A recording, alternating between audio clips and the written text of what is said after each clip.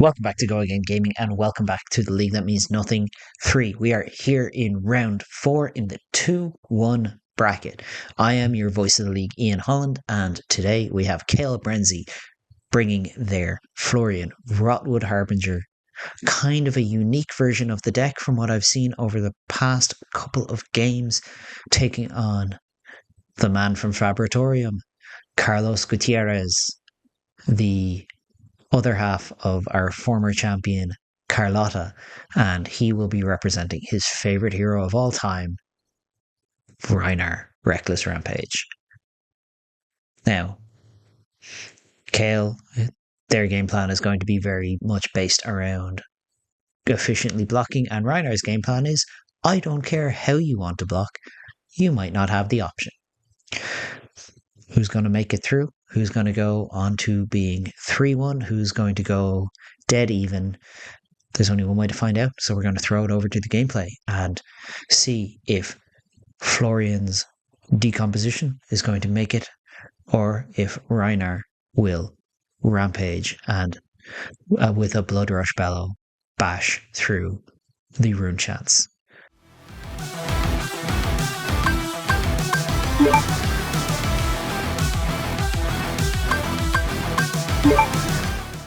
The League That Means Nothing Season 3 is brought to you in part by Green Tree Sports Cards out of Pittsburgh, Pennsylvania. That's right, the Yinzers have shown up en masse to support this league that means absolutely nothing. Make sure you go and check them out at greentreesc.tcgplayerpro.com for a variety of TCG events and singles and product, including this favourite card game of ours, Flesh and Blood trading card game, Pokemon, Yu-Gi-Oh! And Magic. These guys are also the ones behind Camp Green Tree as well, so make sure you go and check them out on all the socials and keep up to date with some more amazing events coming down the line. We'll see you soon. Let's get back to the tournament. Okay, so it looks like we have Kale going first, which is usually a fairly solid position for Florian.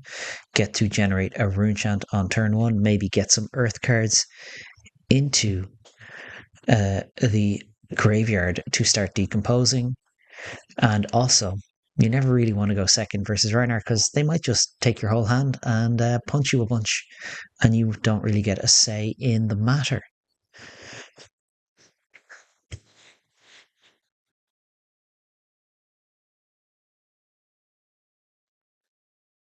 Kale now pitching a bunch of reds to send in Dread Scythe for 1 arcane from the rune chant, 1 arcane from the Dread Scythe, and 3 physical. Rhinar has brought some null rune gloves, so that will be very comfortably blocked out with a blue, and then blocked out with a barraging beatdown. Usually a card you want to hang on to, so impressed to see, well, surprised more to see Carlos block with it.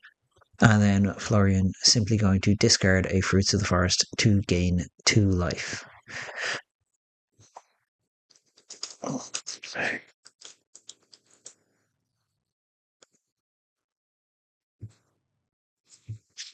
So Carlos is going to draw up.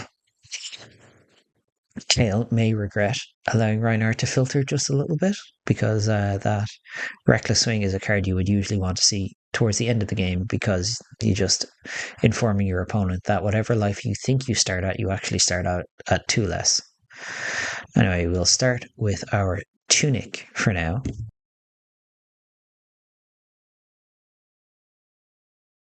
Barging Beatdown, red, Intimidate. So +4 to our next brute attack, and then if an attack is blocked by less than 2 non-equipment cards, it gains +4. Not bad. So we get our first Intimidate of the match, getting out the big green dice, the intimidating dice, if you will. So banishing a card from Kale's hand,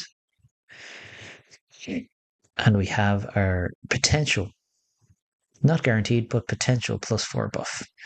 Or maybe we do have a +4 buff because we are about to send a pulping, pitching an Awakening Bellow, floating 1, drawing a card and discarding a card. If we discard a 6 here, this is going to have Dominate, and it's going to be a clean 10. Now it is Kale's turn to choose what is discarded at random. And it is Smashback Ailhorn. So, not ideal. Pulping does not have Dominate here. I imagine that Ailhorn came off the top. But still, it is currently 10 unless Kale blocks with 2 cards, which they have chosen to do. So blocking 5 on this 6, taking 1, allowing Carlos setting up an arsenal, and because Pulping is defended by 2 non-equipment cards, it does not have Go again. The Intimidated card now returning to Kale's hand. And let's see what they can do with a 2-card hand. Might be something fairly straightforward.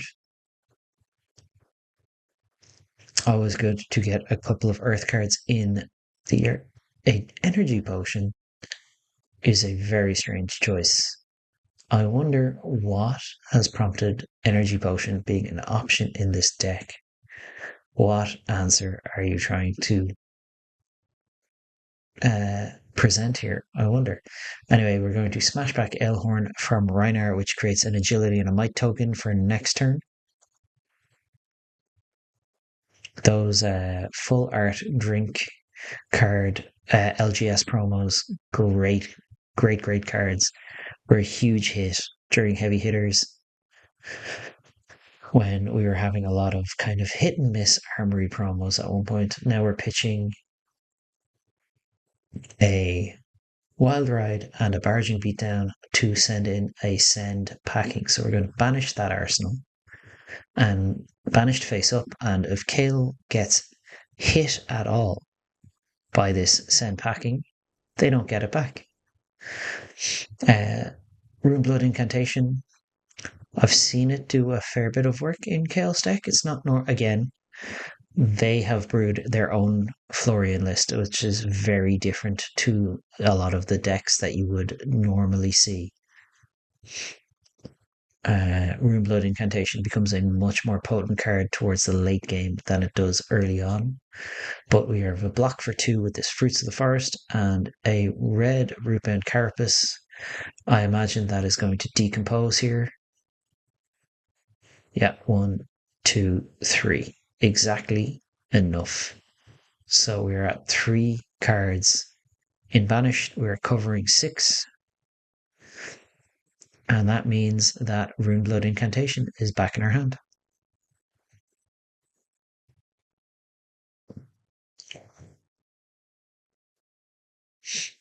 Now, Carlos going to draw up is very well set up for next turn, potentially. So,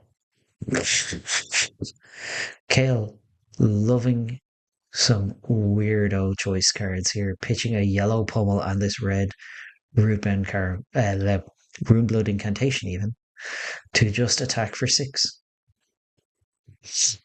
May have been and definitely what I would say is a very different choice. Not one you would expect. But hey, it's been working. We're 2-1 right now, and we're currently at least in the lead, but you know, never a good sign when your Rhinar opponent decides that, yeah, I'll take 6. I don't care. I'll keep 5 cards. I can convert 5 cards. When your brute opponent can convert 5 cards, you are in danger.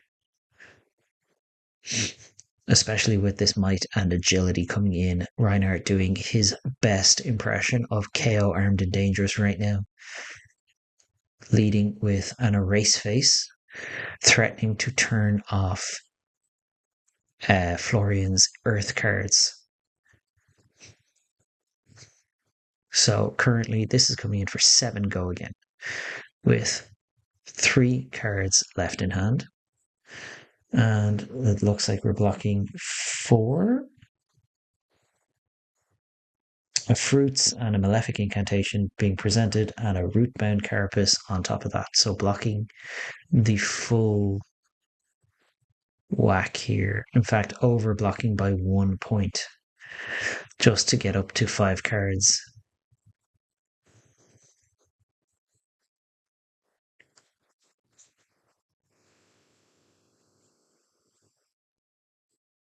So we have very early on, we have 5 cards decomposed already, 5 earth cards, and we have a couple more earth cards going to the graveyard. One more earth card in the graveyard, and Kale will be able to activate the hero text almost immediately on decompose, and we're going to attack with a mandible claw and discard a agile windup, a 6 power. So we're going to intimidate that last card. That mandible claw is now coming in for 3. 3 is just going to have to be taken. There's no say in the matter. And I know that last card in hand, I think we saw it flash there, was in fact a Command and Conquer. Doesn't really have a whole lot of effect right now, but Kale is just going to have their last card. Looks like popping this energy potion for 2 resources to attack with Plow Under. Now, we do not have the ability to decompose, I don't believe. Or we do. Yes, we do. We have 2 and an action, but means we are decomposing Florian the hard way. So we're going up to 7. Normally, what you want to go is 3-3-2. Anyway, this is coming in at Rhinar here for 6. Getting that Command and Conquer out of hand, the one that wasn't really going to do anything on the next turn. And Carlos is saying, this is fine, I'll take 6. Kale drawing up, passing back. Carlos with an agility token ready to fire. Command and Conquer with go again's all well and good. Not very great when your opponent is off Arsenal, because, well, then it's just a card. But we're going to instead have a serious turn, because we're going to Blood Rush Bellow. Which card are you going to discard, Kale? Because I imagine Carlos knows for a fact. Yeah, even better. So, Beast Within, because it is put into the graveyard from anywhere other than the combat chain, triggers. Carlos starts revealing cards until he reveals a 6. That is not a 6 in Rhinar, so a life is lost, and we do it again. That's not a 6, life is lost, do it again. That's not a 6, life is lost, do it again. Oh my god. That, however, is a 6, so we lose a life, and it comes to our hand. And then we draw 2, and we have an Intimidate to resolve.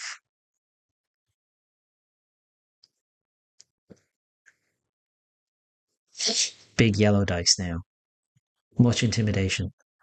All right, so we have our first Intimidate of the turn. I imagine there's going to be more than one. I have this funny feeling. I don't know why I get this feeling that there's going to be more than one Intimidate. Because we have Go Again to start this turn.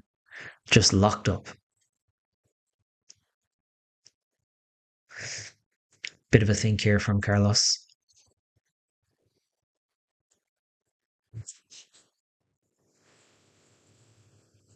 So we're going to lead off pitching a Wrecker Romp to attack with this Mighty Windup, coming in for 8. 2 cards left in hand.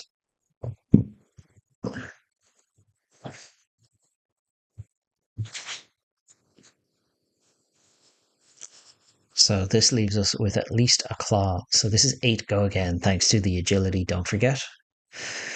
And I think this might be a good time to face Purgatory. No, we're just going to block 6 here on this. Take 2.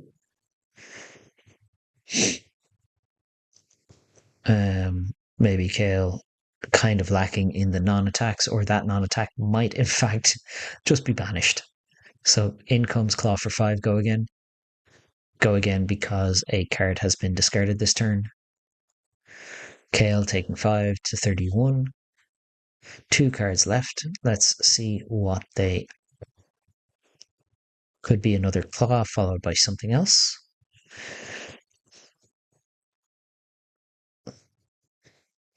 And it is, in fact, just another mighty wind up. So that's going to come in for a further 8 points of damage. Kale, whatever it is, really wants to hold on to this last card.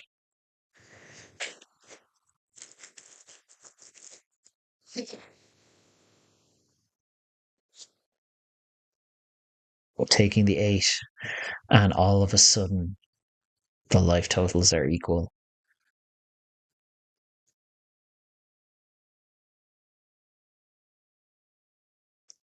Bit of a tidy up now at the end of this turn. Let's see what these two cards are that Kale was so desperate to hang on to.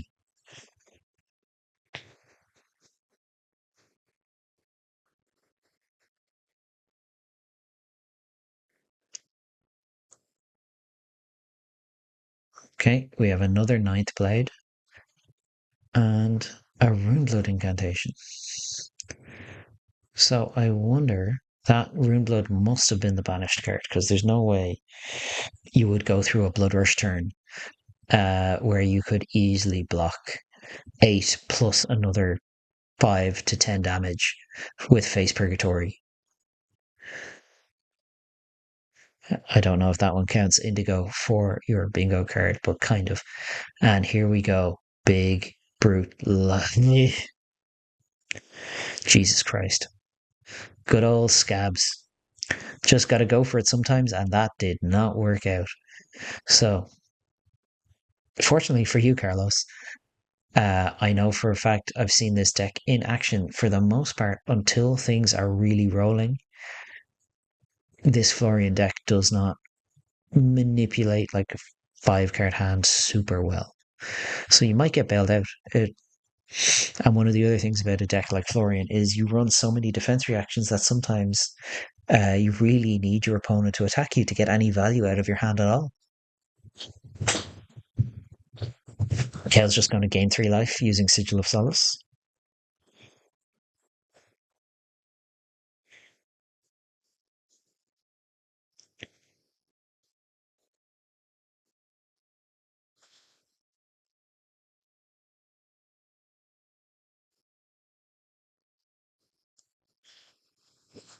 And send in a Command and Conquer for 6. So I've a funny feeling that this rune chant is just going to land, and Carlos is going to focus more about the 6 from the Command and Conquer because, I mean, it's one of the most potent on hits in the game. Just there's a reason it's such a high value card, both in terms of in your deck and on TCG player card market, whatever region you happen to be in, whatever you're paying for it, Command and Conquer, you know it's worth money. I just opened one of, if anyone hasn't seen it, the extended art ones from the Hunted today. Oh my god, that's a pretty card. And I got some 1-pack magic, baby. Carlos having to have a think about here, decide whether this arsenal is worth keeping. Is it worth 2 cards? Is it worth 6 life? Carlos floating his tunic resource, using that to pay for the rune chant. And giving up a pummel, an awakening bellow, and some of the block on his scabskin leathers. Totally makes sense to me.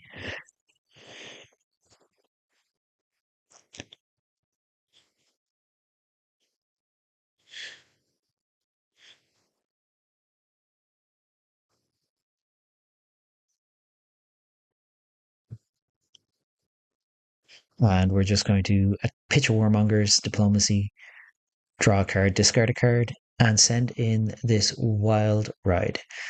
Thank you, as Kale forgot to Arsenal, has now remembered to Arsenal, which forced Carlos obviously changing his play here and just sending in the Send Packing instead. Much better choice when your opponent has an Arsenal. Popping that Felling of the Crown, one of the most high value cards in Rosetta, because it is a 3 for 8 that rips a card out of their hand before they even get to block.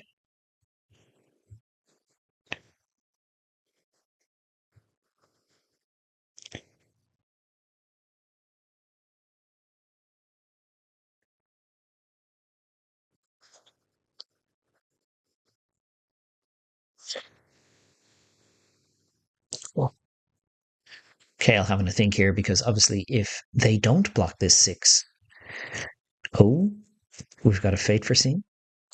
Opting 1. Surprised not to commit some armor to this as well, or are we going to see the use of well-grounded? No, taking the 2 doesn't want this felling of the crown back. It is staying in the banish zone. What a strange choice. I wonder what they have. Oh, of course, by getting that felling into the banish zone, they now have 8. Very clever. Thank you for the assistance, Carlos.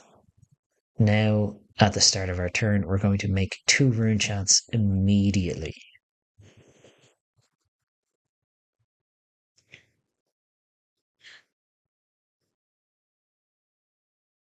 And then we're going to gain a life and make 2 rune chants twice. I love Kale and their ability to just be like, yes, I have a stack of fucking of 20 rune chants. Don't you? Blech, hate it. Just the BM of doing that is something else. And now playing a truce, knowing full well Rhinar has to attack here. So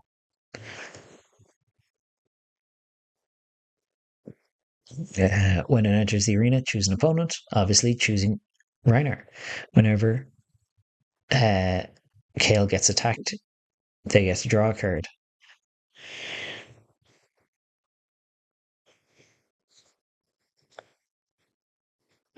Ooh, sneaky. Carlos just immediately popping the truce, attacking with this wild ride, opting to with that Eye of Ophidia, one of the Fable gems from the one from Arcane Rising, the one that looks kind of like, well, you can figure that out. We're all adults here. Um,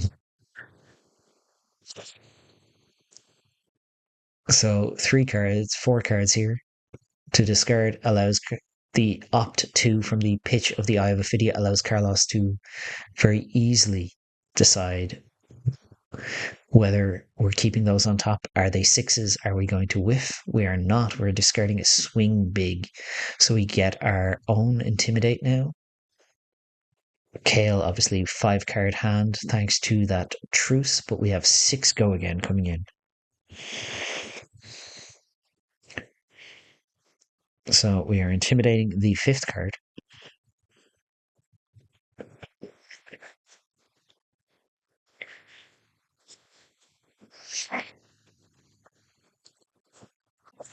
Carlos, you seem desperate to knock your camera around.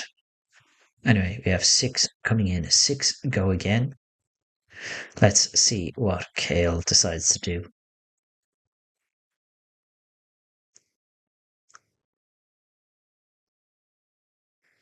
A lot of options here. You've got 6 blocking armor. Your chest piece is now making 2 embodiments of earth if you block with it, which makes all of your 3 block non-attacks into 5 blocks, which is gold. But that may be better saved for something like a Blood Rush Bellow turn. You have Face Purgatory as well. Just rip another card. Because obviously it's a discard. I wonder, does that trigger Rhinar and his hero text? Bear with me.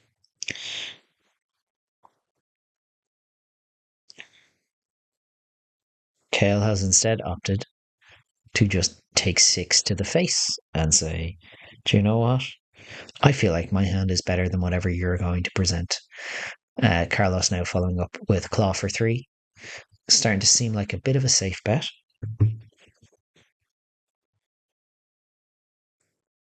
Oh my god. If you face Purgatory or Rhinar and they discard a 6, you get intimidated. Wild. Especially if they discard a beast within. Jeez, you would feel like a clown. And we're going to just swing big at the end. A card that I have been reliably informed has been considered at one point at least James White's biggest mistake. So, go figure. Kale deciding to block 8 here, get full value out of the block. We don't rip a card from Rhinar, but we do get to draw.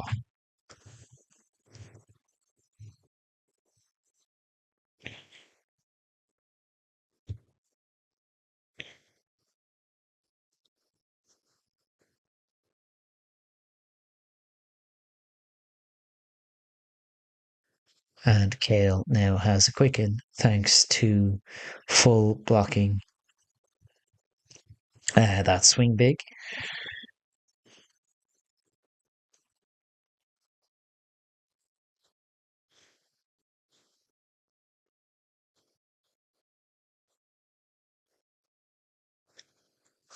Let's see what Kale decides to do now with their fat stack of rune chants. Making 2 more. Just grabbing 2 more tokens, baby. And one of them's foiled. Ooh.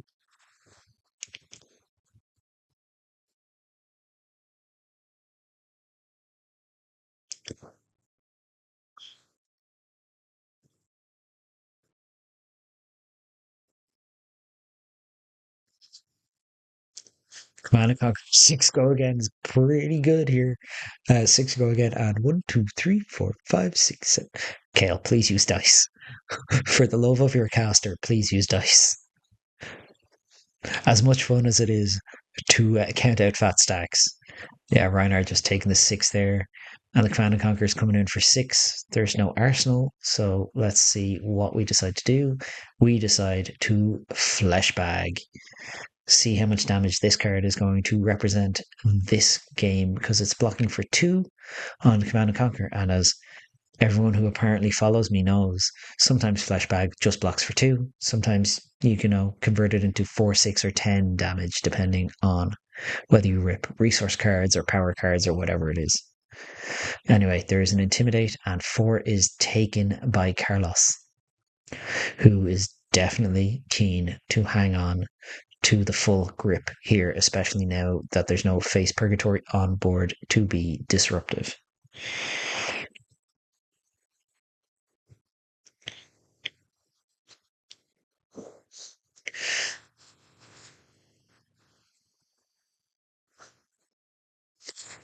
Kale having to think here. I imagine a card they wanted is not where they wanted it to be.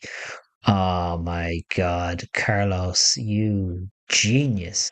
Not only did you rip a card, you managed to prevent any chance of getting pummeled this turn. And now Kale simply moving to end, making 2 rune chants, not arsenally, and drawing up. Simply choosing not to arsenal for some reason. How very strange. I wonder, what card would you not arsenal in Florian? Taking the intellect penalty instead, Carlos ticking up the tunic.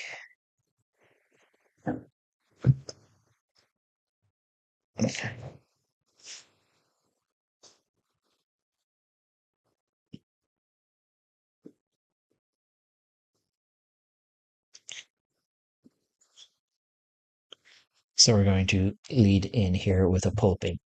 So hopefully we're not going to whiff another pulping, Carlos. Yep, discarding a erase face, triggering Rhinar's hero text to generate an intimidate against Kale, and sending in 6 dominate.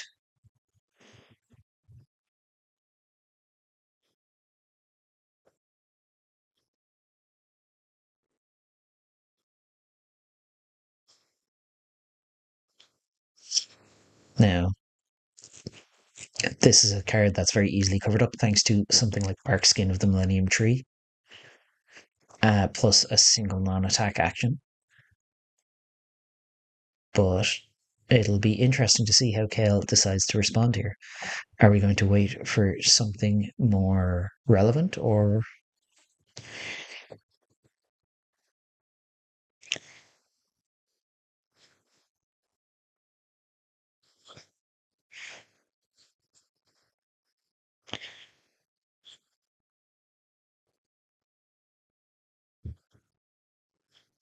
simply going to fate foreseen and take 2 points here. Looks like we're opting straight to the bottom there. Taking 2, going to 14. So, because only one card was used to block, Pulping has dominate still, and now we're following it up with an erase face, which does pose a bit of a problem. Blocking with a Malefic incantation here and taking 4. So currently they are no longer online. No Runeblade cards, no Earth cards, nothing. Can't decompose with a hand like that. Kale being very careful with their armor. Perhaps worried about a sneaky Blood Rush Bellow just closing the game out of nowhere.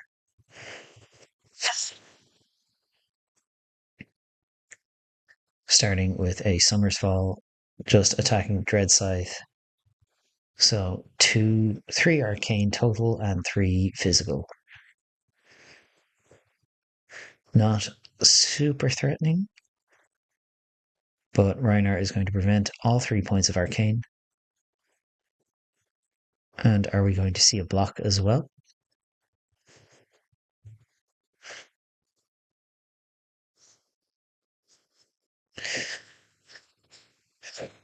It could depend entirely on whether Rhinar wants to hold a card in hand for a discard, for a setup, something like that. Perhaps we're just going to, take the 3, and Kale is going to Uno reverse, going to 13.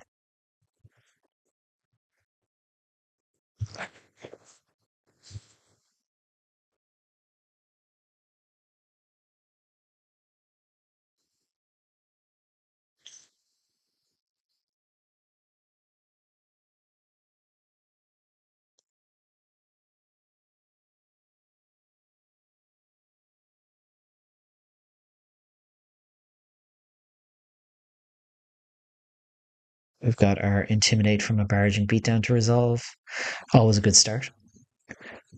Banishing a card from hand. Pitching, sending in a Claw. So this Claw is currently coming in for 7 unless Kale blocks with 2 cards. This looks like either bait on Carlos's part. Trying to prompt Kale to give up 2 cards here. Or... interesting.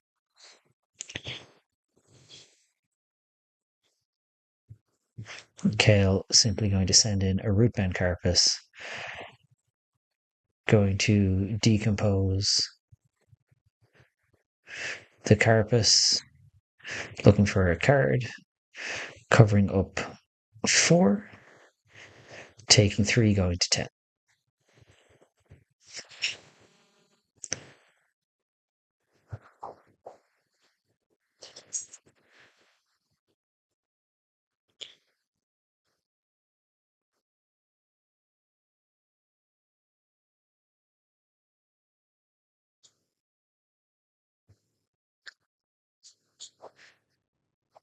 So we know at 10-9, Carlos with an Arsenal, and Kale here with 3 cards to try and start pressuring Rhinar's hand. And I mean, that's a good way to do it. Attack Cadaverous Tilling, decompose 1, 2 Earth cards, and an action. So that is fully decomposed. Coming in here for 8 with a Rhinar at 9, that would put him to 1. How brave you feeling, Carlos? Because you still have to get through 6 blocking armor and 10 life. Not to mention any additional benefits that you might get from Barkskin of the Millennium Tree, which can block so much more. Yeah, Carlos says, I'm going to 2, baby. Keeping a 5-card hand, you're at 10, and I am intimidating. I would be intimidated if my opponent was like, yeah, I'll go to two. I have 5 cards. You're so in trouble, brother. This is a big risk, though, for Carlos, because if that's a defense reaction in Kale's arsenal, this pulping ain't going nowhere. Got a random discard here. Discard this one. And it is a wild ride. I love how much Carlos loves this Rhinar deck. Everything is signed. Artist proofs the whole shebang. Anyway, we've got an Intimidate here, and now we have 6 Dominate coming in. Might be time to start cashing in some of that armor. Kale, if you do not have a defense reaction in Arsenal to shut this turn down.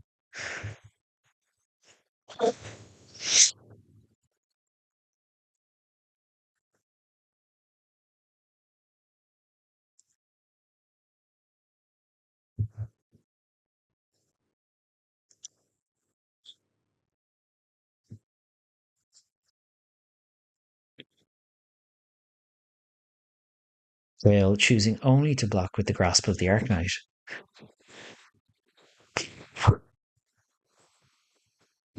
You know, there's this thing in video games where you hoard all of your potions for the end of the game. And there's a good chance that Kale might be doing something like that. Very surprised that Carlos is pitching this, deciding to go wide rather than go tall with a pommel. So we're going to block 3 with his bark skin, generating 2 embodiments of Earth, which is pretty good for any non-attacks that might be left in our hand at some point.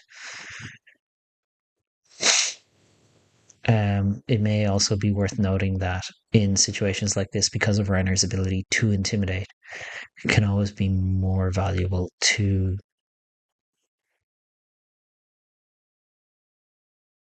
using Tunic and then sending in Splatter Skull, coming in here for 6.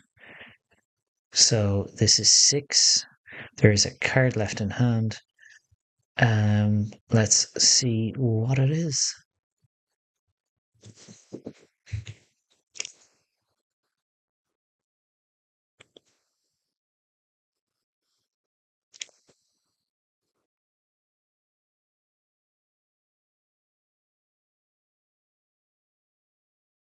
So we're going to cover it up with 5 damage here.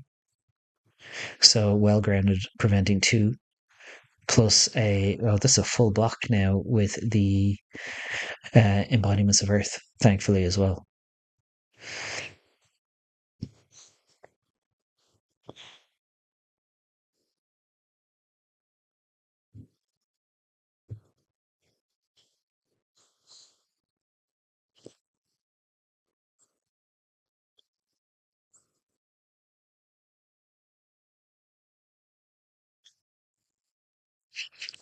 Arcane Seed's Life, always a good one.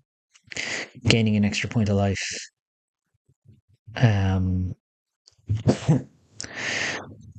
Making 4 rune chance, but this is a really good intimidate here for Carlos because it's oh no. No. Kel, you don't get any. You don't get any rune chance from that ripple away. That's how that works. Because Florian says if you would create one or more, you create another one. With ripple away, you don't create any. Oh no. You only gain the life.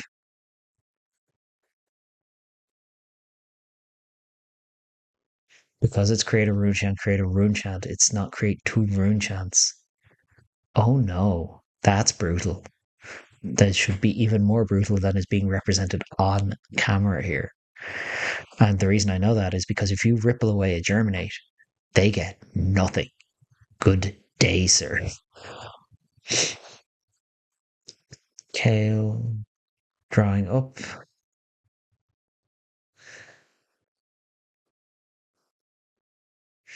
Kale should be at 6.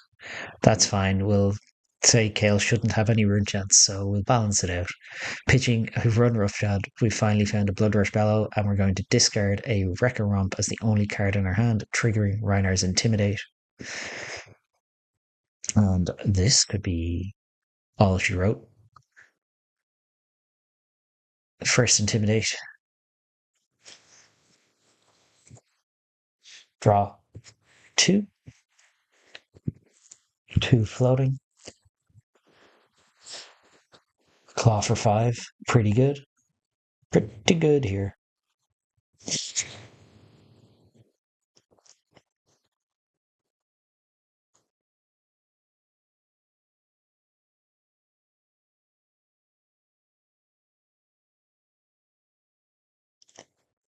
Yeah, we're blocking here with 2 pieces of armor.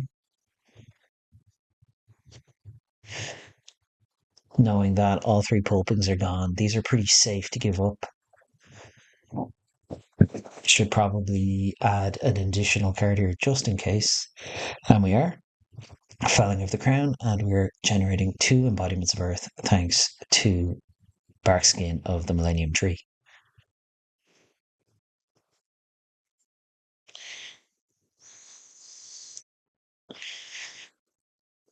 Rhinar pitching Claw for another 5 here.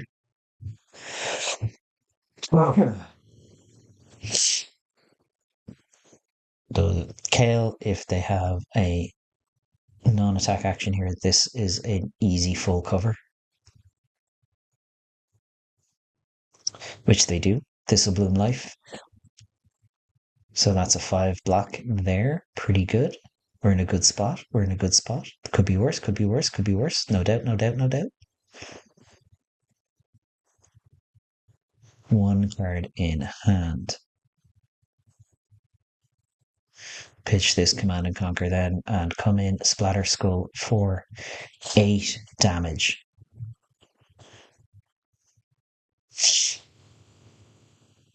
What does Kale have left to block with?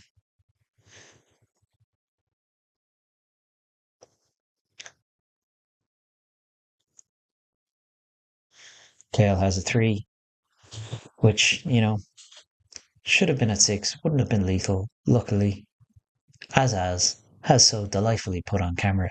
This means nothing.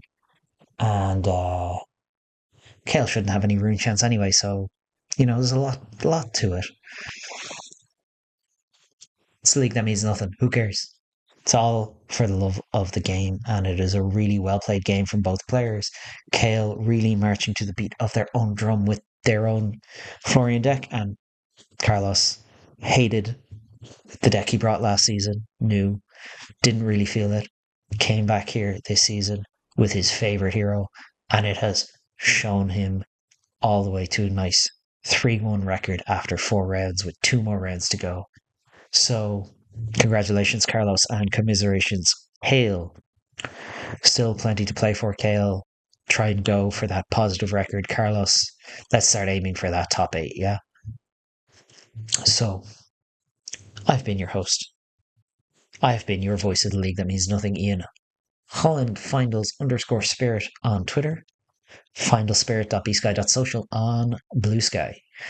And if you liked the video, if you liked my commentary, if you liked anything at all about the league that means absolutely nothing, like the video, please let us know in the comments below. Love hearing from people who are watching this because it has resulted in huge growth here at Go Again Gaming. And speaking of that growth, make sure you subscribe. That way you get access to all of these just notifications about the league that means nothing coming to your inbox. You'll know when the next game goes live and when you get to suffer through listening to me talk nonsense about Flesh and Blood. After all, it means nothing. And it's a whole load of fun. Playing a great game, talking about a great game, watching great players have a great time. And with that, I'm going to leave you, and I will see you in the next one as we continue the march through round 4, onto round 5, onto round 6, and finally onto that coveted top 8 of no real meaning because it means nothing.